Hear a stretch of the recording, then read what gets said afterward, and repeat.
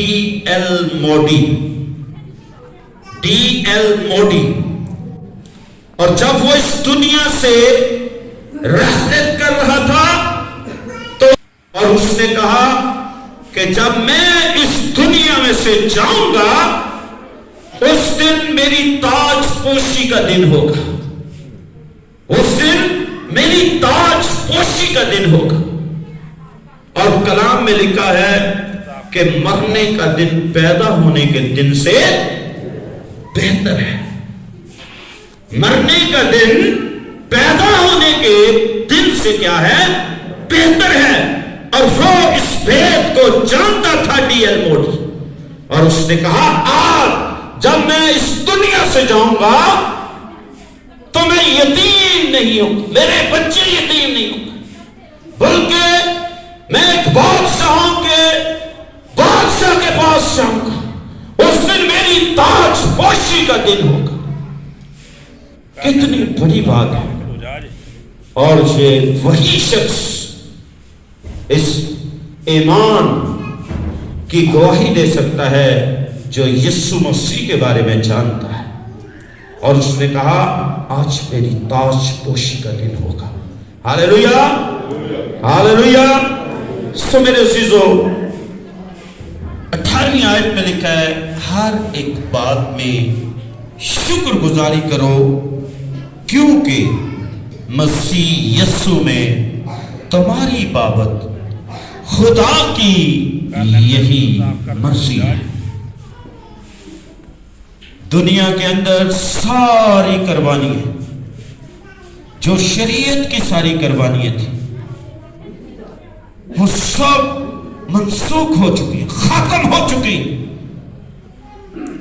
ایک ہی نے جس کا نام یسوع ہے اپنی قربانی دے کر اپنے آپ کو صلیب پر بلیدان کر کے ان تمام قربانیوں کو ختم کر دیا ہے. اور آج اگر بائبل مقدس ہمیں کسی قربانی کی تعلیم دیتی ہے وہ ایک ہی قربانی ہمارے لیے چھوڑی ہے اور وہ ہے شکر گزاری کی قربانی. باقی ساری قربانیاں ختم ہو چکی ہیں.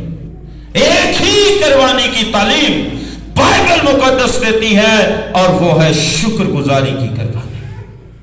اور ہر ایک شخص خدا کے حضور شکر گزاری گزرانا کرے. تھوڑی دیر کے لیے سیکھیں گے پالوس رسول کا خط تسالونیکیوں کی کلیسیا کے نام، اس کا 5واں باب 16، 17 اور 18 آیت مقدسہ آپ کے سامنے تلاوت کروں گا. غور سے سنیے گا. کلام مقدس میں لکھا ہے ہر وقت خوش رہو، بلا ناگا دعا کرو، ہر ایک بات میں شکر گزاری کرو کیونکہ مسیح یسوع میں تمہاری بابت. کس کی بابت؟ تمہاری بابت. آپ کہیں میری بابت. میں ایسے بولوں گا اور آپ نے میرے پیچھے بولنا میری بابت. کیا ہے کہ میری بابت شکر گزاری کرو کیونکہ مسیح یسوع میں میری بابت خدا کی یہی مرضی ہے. میری بابت خدا کی یہی مرضی ہے. وہاں پر جو درست آیت ہے وہ لکھا ہے تمہاری بابت. مسیح یسوع نے یہ فرمایا ہے کہ خدا کی یہ مرضی ہے کہ ہم شکر گزاری کریں. آمین. کلام خداوند کا پڑھا، سنا اور قبول کیا جانا ہم سبوں کے لیے باعث برکت ہو. خداوند کا شکر ہو. میرے عزیزو 16ویں آیت میں لکھا ہے ہر وقت خوش رہو. اس حالات میں، اس ماحول میں خوش رہنا ایک عام شخص کی زندگی کے اندر ناممکن سی بات لگتی ہے. ایک عام شخص کی زندگی میں ہر وقت خوش رہنا ناممکن سی بات لگتی ہے. یہ ان لوگوں کے لیے ہے جو جسمانی تھنکنگ رکھتے ہیں، جو جسمانی سوچ کے ساتھ چلتے ہیں. ان کے لیے خوش رہنا नामुमकिन है। जब हालात बाहर के कुछ और हो और अंदर के कुछ और हो, तो कैसे हम खुश रह सकते? हालात साथ ना दे, बीमारी, गुर्बत, भूख, अफलास, परेशानी, दुख हो, आजमाइशें हो, लेकिन एक जिस्मानी सोच रखने वाले शख्स की जिंदगी में फिर खुश रहना एक नामुमकिन सी बात लगती है। लेकिन अगर हम मसीह की मोहब्बत की बाबत वाकफियत रखते हैं, उसकी पहचान तक पहुंच चुके हैं, तो फिर यह नामुमकिन नहीं है, फिर हम खुश रह सकते हैं। क्योंकि बाइबल मुकद्दस ये बयान करती है फिलिपियों 3:3 के अंदर, जो हमें ताकत बख्शता है उसमें हम सब कुछ कर सकते हैं। जो हमें ताकत और कुव्वत बख्शता है उसमें हम सब कुछ कर सकते हैं, हम खुश रह सकते हैं। फिर नामुमकिन नहीं है, फिर हमारे लिए ये नामुमकिन नहीं है, फिर हम खुश रहेंगे। हालेलुया। इसलिए जरूरी है कि हम रूहानी तौर पर मजबूत हों। अगर आप खुश रहना चाहते हैं तो फिर आपको रूहानी होना पड़ेगा। आपको यीशु को जानना होगा, जिसने ये फरमाया है कि मैं दुनिया के आखिर तक तुम्हारे। यहां पर यीशु है, वहां पर शादमानी है, वहां पर खुशी है, वहां पर इत्मीनान है, वहां पर सलामती है, वहां पर सरफराजी है। हालेलुया। यीशु मसीह ने कोई जनाजा पढ़ाया? जनाजे नहीं पढ़ाए उन्हें, वो थे जनाजे के उस हालत को खुशी में बदल दिया। आमीन, आमीन। सो आज मैं आपको ये बताना चाहता हूं, बहुत सारे लोग, आप जानते हैं कि ये थैंक्सगिविंग की इबादत जो ऑर्गेनाइज की गई है, ये मेरे फादर जी की यादगारी में है, डैनियल मसीह की यादगारी में हमने ये थैंक्सगिविंग की मीटिंग रखी। इसलिए उनके 21 तारीख को हम ये इबादत को ऑर्गेनाइज करते हैं, लेकिन मैंने वापस लौटना था कराची में, तो हमने पहले ये आज के दिन मुकर्रर की, ताकि हम आप तमाम बहन भाइयों के साथ जो है इस बरकत को बांट सकें और आपकी जो ब्लेसिंग है वो हम भी हासिल कर सकें। आमीन, आमीन।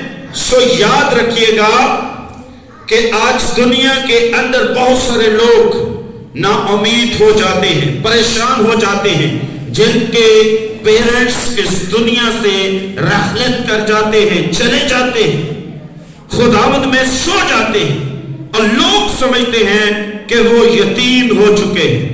वो यतीम का लफ्ज जो है, दुनिया के लोग जो इस बात को, जो इस हकीकत को नहीं जानते, वो एक लफ्ज इस्तेमाल करते हैं, यतीम हो चुके हैं।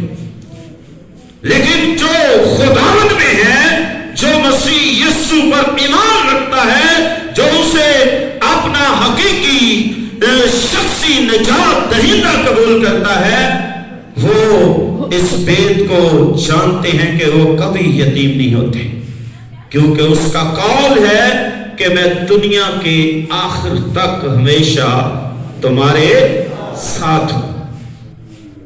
जब वो हमारे साथ है तो फिर हम यतीम नहीं हो सकते, क्योंकि उसने मौत और कब्र पर फातेह पाई है।